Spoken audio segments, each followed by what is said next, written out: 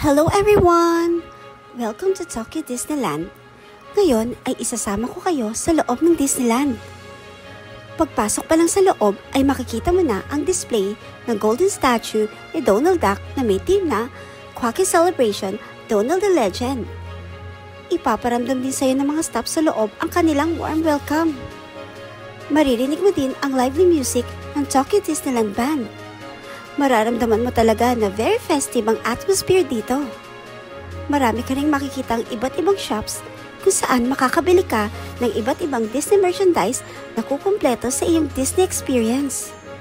Makakatulong sa iyo ang Disney Resort app para malaman mo kung anong attraction ang pwede mong pasukin at kaano katagal ang waiting time nito. May mga attraction din na nagre-require ng Disney Access Premier.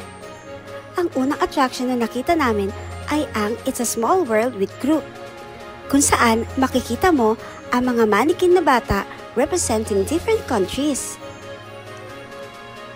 Nakita din namin ang attraction na hango sa movie na Pinocchio, Daring Journey.